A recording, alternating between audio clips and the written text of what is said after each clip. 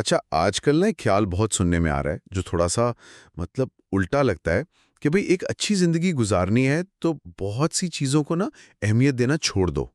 یہ سننے میں تو بڑا باغیانہ سا لگتا ہے، لیکن کیا واقعی اس میں کوئی گہرائی ہے؟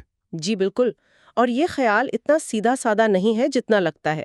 اصل میں آج ہم اسی پہ ذرا تفصیل سے بات کریں گے۔ مارک مینسن کا جو مشہور فلسفہ ہے، ان کی کتاب سے The Subtle Art of Not Giving a Fuck۔ ہم دیکھیں گے کہ اس کا اصل مطلب کیا ہے، پھر یہ ذاتی اقدار یا ویلیوز کا کیا چکر ہے، اور بڑی دلچسپ بات یہ ہے کہ یہ چیز قدیم یونانی فلسفے رواقیت یعنی سٹوئزم سے کیسے جڑی ہوئی ہے۔ اچھا، تو آج ہمارے پاس جو ذرائع ہیں ان میں مینسن کے اپنے مضامین ہیں، ان کی کتاب کے خلاصے، اور ہاں، کچھ اور کتابیں بھی ہیں جو اسی موضوع سے متعلق ہیں، اور ایک تحقیقی مقالہ بھی ہے رواقیت پر۔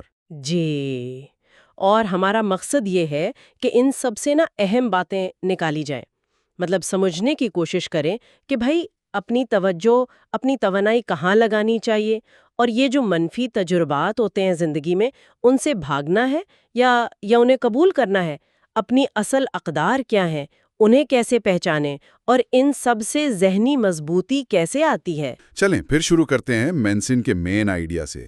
وہ کہتا ہے اہمیت نہ دینے کا مطلب یہ نہیں کہ بس ہر چیز سے لا تعلق ہو جاؤ۔ تو پھر کیا ہے؟ وہ مثال دیتا ہے چارلز بکوسکی کی، ایک ناکام شاعر، شرابی، لیکن بعد میں بہت مشہور لکھاری بنا۔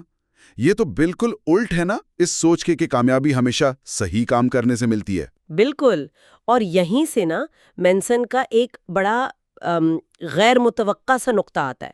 وہ اسے کہتا ہے بیکورڈز لا یا معکوس قانون، یعنی کہ مثبت تجربے کی تلاش، جیسے خوشی ڈھونڈنا، وہ خود ایک منفی تجربہ بن جاتا ہے۔ جتنا آپ اس کے پیچھے بھاگیں گے اتنی وہ دور۔ اچھا، ہاں، اور اس کے الٹ اگر آپ منفی تجربے کو، تکلیف کو، ناکامی کو قبول کر لیں تو وہ خود ایک مثبت تجربہ بن سکتا ہے۔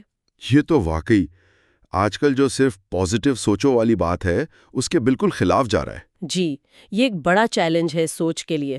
لیکن مینسن اس کی کچھ باریکیاں بھی بتاتا ہے۔ کہتا ہے یہ لا تعلقی نہیں بلکہ اس بات میں آسانی محسوس کرنا کہ آپ دوسروں سے مختلف ہیں، اور یہ کہ اگر آپ نے مشکلات کو نظر انداز کرنا ہے تو آپ کو کسی ایسی چیز کی پرواہ کرنی پڑے گی جو ان مشکلات سے زیادہ اہم ہو۔ یہ تیسرا نقطہ تھوڑا گہرا ہے کہ ہم ہمیشہ یہ چن رہے ہوتے ہیں کہ کس چیز کی پرواہ کرنی ہے۔ کیا ہماری پریشانیاں بھی ہمارا انتخاب ہیں؟ ایک طرح سے ہاں، مینسن اسے کہتا ہے feed back loop from hell, یعنی جہنم کا چکر۔ آپ پریشان ہیں اور پھر اس بات پر پریشان ہو رہے ہیں کہ آپ پریشان کیوں ہیں، یا آپ کو غصہ آیا اور پھر آپ خود پر غصہ کر رہے ہیں کہ مجھے غصہ کیوں آیا۔ یہ ایک لامتناہی سلسلہ بن جاتا ہے۔ اوہ، اور آج کل خاص طور پر سوشل میڈیا کی وجہ سے ہمیں یہی لگتا ہے کہ بھائی منفی جذبات محسوس کرنا، جیسے غصہ، اداسی، فکر، یہ غلط ہے، یہ کمزوری ہے۔ تو جب ہمیں یہ جذبات محسوس ہوتے ہیں ہم اور برا محسوس کرتے ہیں، اور یہ چکر چلتا رہتا ہے۔ ہم سب شاید کبھی نہ کبھی۔ ہاں بالکل، امتحان کی فکر پر فکر کرنا یا ٹریفک پہ غصہ آنے پر خود پہ غصہ کرنا، یہ واقعی جہنمی چکر ہے۔ بالکل۔ تو اس چکر سے نکلے کیسے؟ مینسن کچھ درجات بتاتا ہے نا اہمیت نہ دینے کے، جیسے شرمندگی پر قابو پانا، یہ سمجھنا کہ لوگ ہمیں اتنا نوٹس نہیں کر رہے ہیں جتنا ہم سمجھتے ہیں، یا مسترد کیے جانے کو قبول کرنا، تنقید کو بس معلومات سمجھنا، ناکامی کو سیکھنے کا موقع جاننا، یہ سب تو ایک طرح سے ذہنی آزادی کی طرف قدم لگتے ہیں۔ بالکل، یہ مراحل اصل میں اپنی توجہ کو زیادہ ضروری چیزوں پر لگانے کی ایک پریکٹس ہے۔ یہ ہمیں فضول کے سماجی دباؤ سے آزاد کرتے ہیں اور اپنی ذات کے جو منفی پہلو ہیں ان پر ہر وقت سوچتے رہنے سے بچاتے ہیں۔ آخری درجہ، جسے وہ زیرو فکس کہتا ہے، وہ تو مکمل آزادی ہے۔ یہ سمجھنا کہ بھئی زندگی چھوٹی ہے، ہمیں ان چیزوں پر فوکس کرنا چاہیے جو ہمارے لیے واقعی معنی رکھتی ہیں۔ آپ نے توجہ اور کنٹرول کی بات کی، اور یہ سن کر مجھے فوراً وہ قدیم یونانی فلسفہ رواقیت یا سٹوئسزم یاد آ رہا ہے۔ آج کل اس کا ذکر بہت ہو رہا ہے، خاص طور پر یہ ذہنی مضبوطی، ریزیلینس کے حوالے سے۔ کیا مینسن کے نظریات اور رواقیت میں کوئی تعلق ہے؟ ہمارے پاس وہ تحقیقی مقالہ بھی ہے۔ یہ بہترین نقطہ اٹھایا آپ نے۔ ان دونوں میں بہت گہرا تعلق ہے۔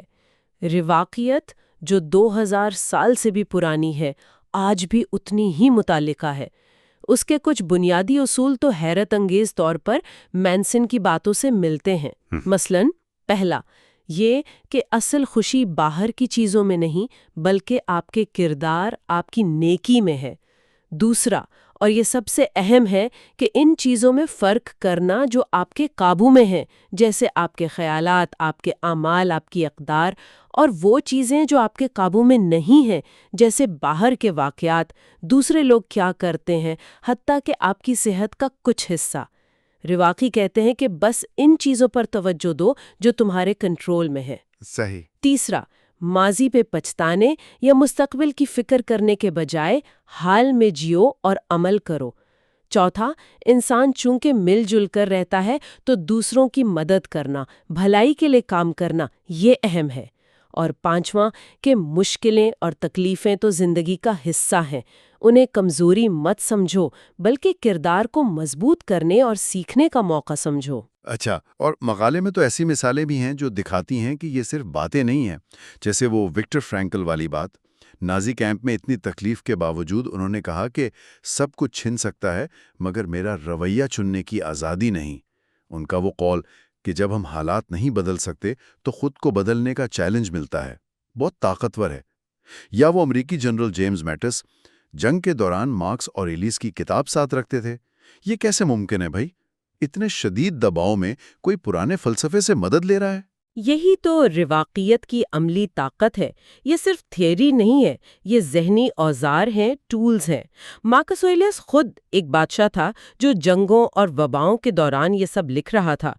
رواقیت آپ کو سکھاتی ہے کہ باہر جتنی بھی گڑبڑ ہو، آپ اندرونی سکون اور مقصد کیسے قائم رکھ سکتے ہیں۔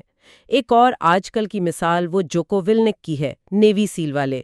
وہ ہر مشکل یا ناکامی پر کہتے ہیں گڈ، یعنی اچھا۔ اس کا مطلب یہ نہیں کہ وہ خوش ہوتے ہیں تکلیف سے، نہیں، بلکہ یہ کہ ہر بری صورتحال میں بھی کچھ اچھا ہے، کچھ سیکھنے کا موقع، مضبوط بننے کا موقع یا حکمت عملی بدلنے کا موقع۔